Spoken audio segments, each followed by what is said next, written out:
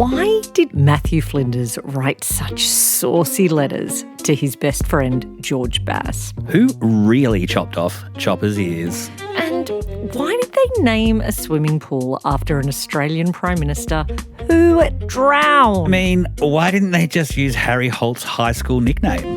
Puss. These are the kind of historical questions we'll be asking on The Dead Can't Sue. Search the Dead Can't Sue podcast wherever you get your podcasts. ABC Listen. Podcasts, radio, news, music and more.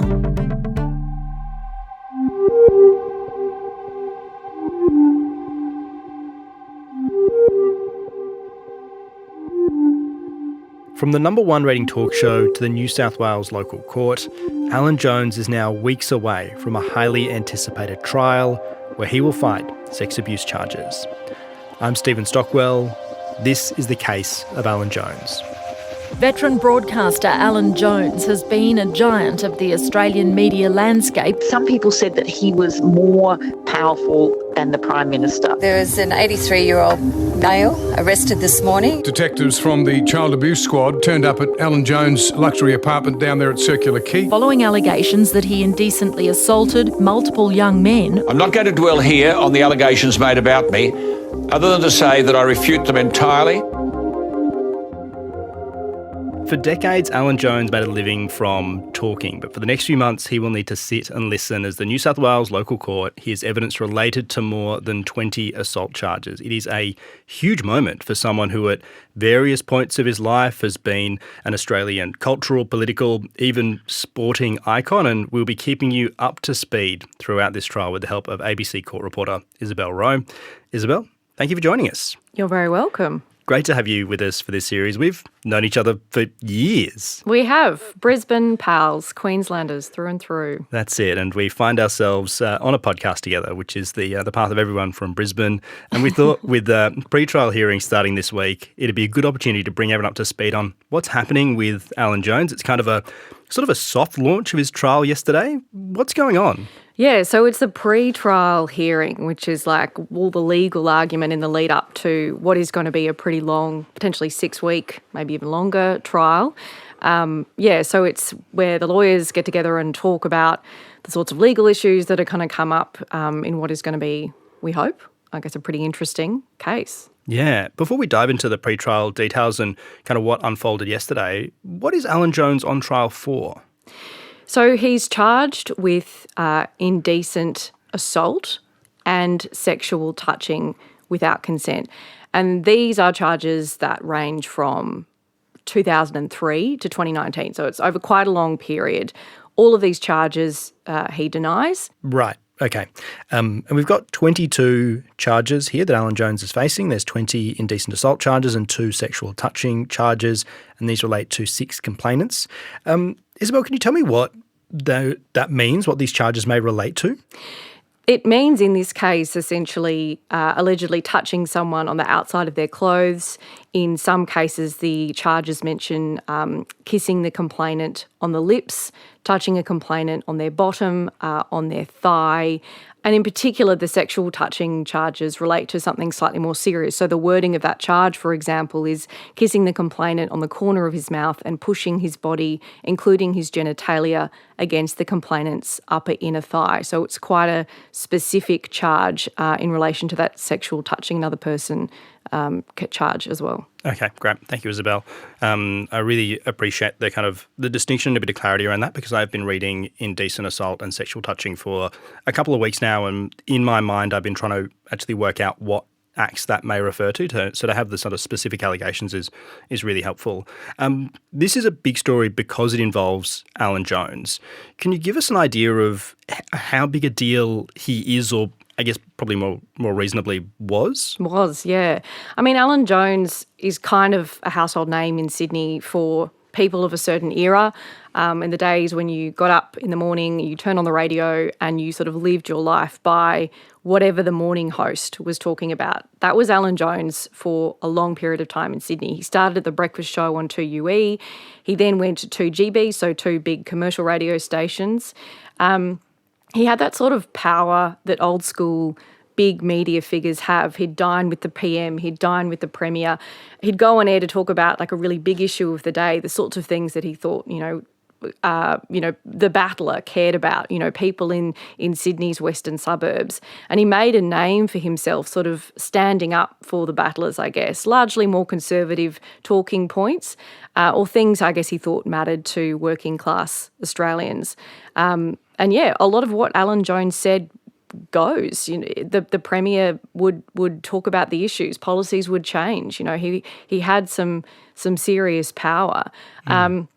He also was the Wallabies coach, which I honestly forget. And I feel like a lot of people forgot there for a moment. But in 1984, he was coaching the Australian rugby union team because he started off as a rugby coach. So he's had, plenty of lives. Yeah, exactly. Yeah, the political influence and his role in political life in Australia is something that, for anyone probably under 40 really is hard to understand. And I think certainly not in the political influence side, but in a kind of scale and awareness of a radio personality size, his recognition would probably be a similar level to somebody like Carl Sandilands, probably even greater than someone like Carl Sandilands as well. So he was a huge figure. And I guess, Isobel, it was a real shock when he was arrested. Yeah, it was a shock. You can kind of imagine the scene of the media all outside of his house. He lives in the Toaster, which if you're a Sydney person, is this big building. To have an apartment there is a pretty big deal. It's at Circular Quay, views of the best bits of Sydney. And, media are all crowded outside his apartment where the car of the car that he's in with the cops sort of driving him out.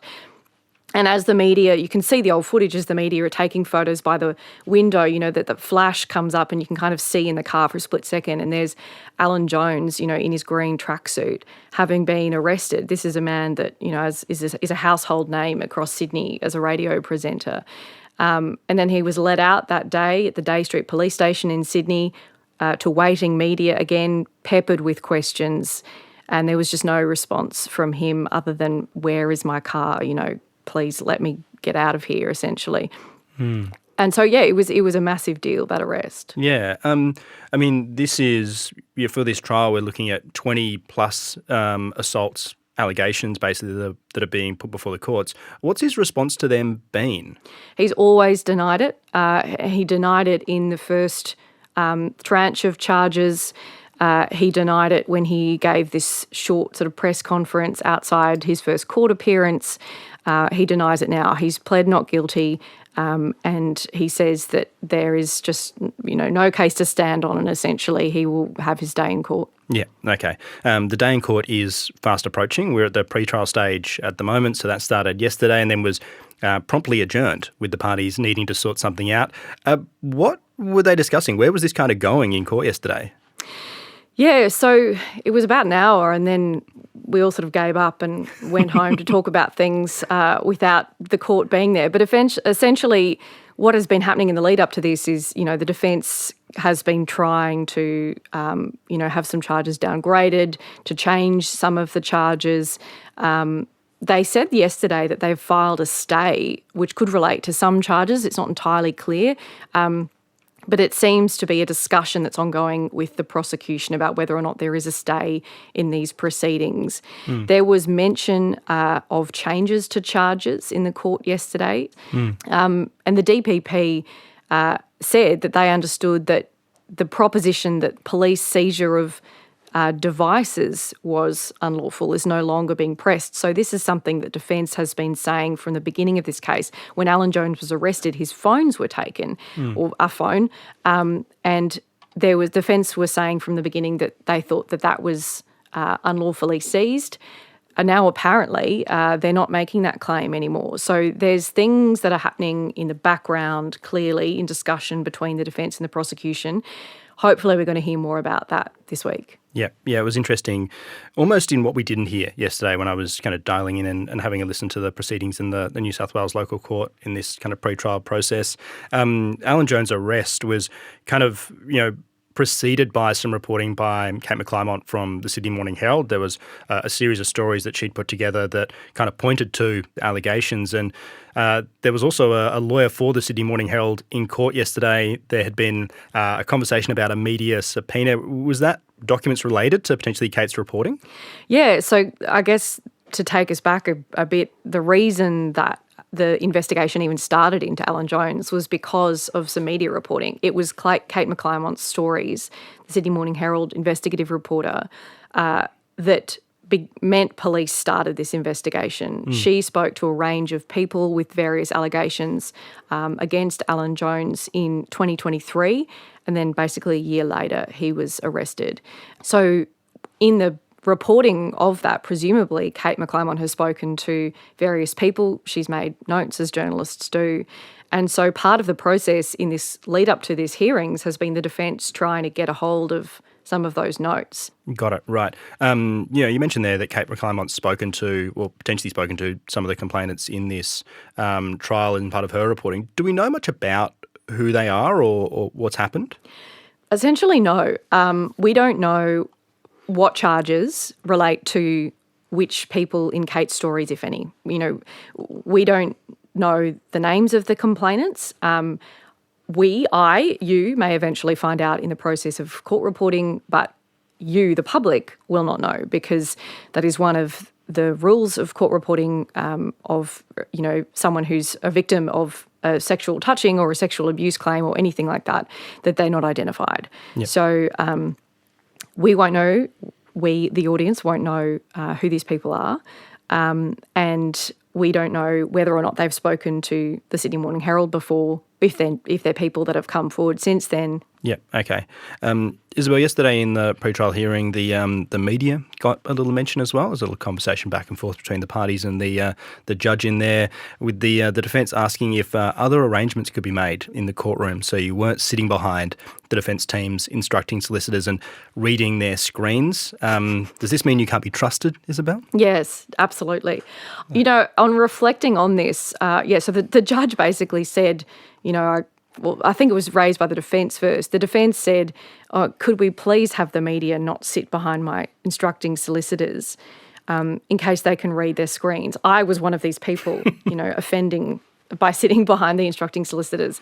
I wish I had X-ray glasses that worked that well, but I could not see their screens. I don't think there was any way that I could. And then the judge said, oh, well, there is room in the dock. Now, on reflection, I thought he meant the lawyers. But I think he might have actually been meaning for the media to sit in the dock, which is all very hilarious.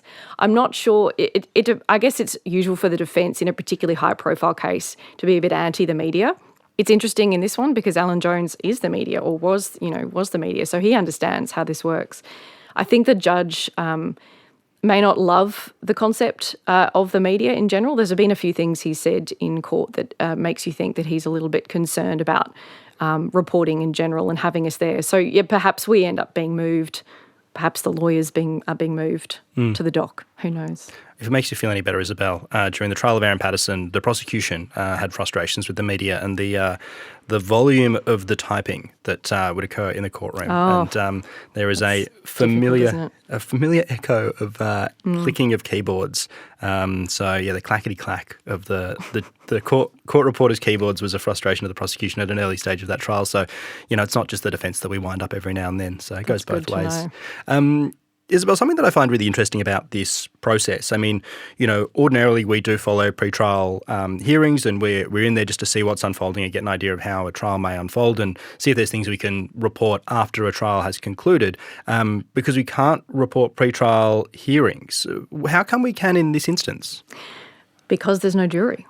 There we go. Yeah. So this is a judge-only trial. It does happen sometimes, and it's happening in this case because it's a magistrate's court trial. Mm-hmm. So instead of having a whole bunch of people that could be influenced by media reporting if they go home and Google it at night, instead we have a judge who, as he sort of described, is the judge of law and the judge of fact. He has to decide if the case is going the way that he wants. He also has to decide whether he believes the complainants, whether he believes the allegations. And yet, there is no jury to prejudice. So the legal risk for reporting is a lot lower. It's just the judge that could be prejudiced, although we assume that he won't be, because that's, he knows how this works. There is also a risk about witnesses potentially reading media reporting, but it is a lot lower. So in general, it is a lot easier to report pre-trial in this instance, yeah. Yeah, and as you mentioned, we're in the Magistrates Court, the local court in New South Wales for this trial. Is that because this is where charges like these ones are heard, or is this what the parties wanted? Look, we don't know entirely what's happened in the background here, but I can tell you what happened. I don't know why it happened. Basically, we don't know why the charges were changed, but they were over time, and it has had the effect of lowering the sentencing abilities of the court and lowering essentially the seriousness of the charges. So in the beginning, Alan Jones was actually facing 44 offences relating to 11 complainants. Now that was rearranged in September last year to be 27 charges relating to 9 complainants.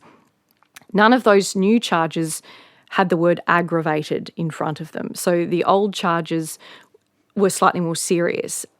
And now, without the word aggravated, they are act of indecency charges instead. That's a lower class of charge, essentially. So it can be dealt with at a magistrate level and without a jury. And so that means that it doesn't need to go to the district court. It doesn't need to go to the Supreme Court. It's being dealt with at a local court level in New South Wales. And the maximum penalty that you can impose in this level of court is 5 years. Got it. Thank you for the breakdown. As you mentioned at the start of the episode, the changes keep coming. We actually started the pre-trial yesterday with 26 charges relating to 8 complainants. That was 24 indecent assault charges and 2 sexual touching charges. And there was a discussion about that between the parties. That was something they wanted to sort out, and they asked for some time to have a conversation, which is the reason that we only got about an hour or so of pre-trial in yesterday. And this morning they have come back and 4 charges have been dropped. So we now have 22 charges down to 6 complainants. So that is 20 indecent assault charges and 2 charges of sexual touching from 6 complainants in this trial. There is plenty unfolding in this pre-trial already. Isobel, where do we go from here? Pre-trial the rest of this week and then on to the trial?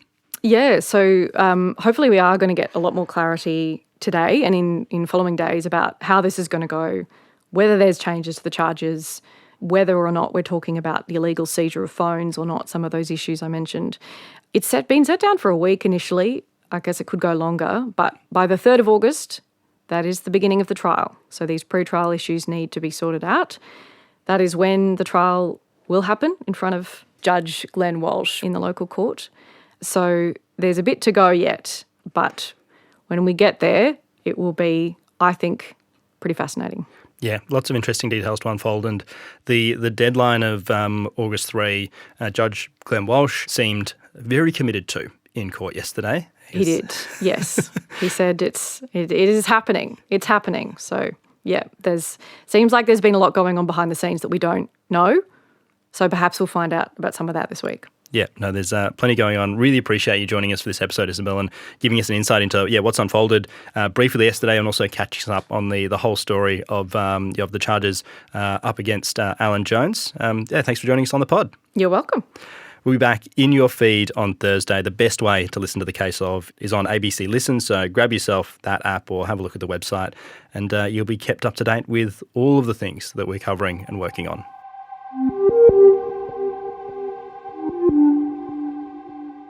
The Case of Alan Jones is produced by ABC Audio Studios and ABC News. This episode was reported by Isobel Roe and presented by me, Stephen Stockwell. Our supervising producer is Greg Muller and our executive producer is Claire Rawlinson. This episode was produced on the land of the Gadigal, and we're Wurundjeri people.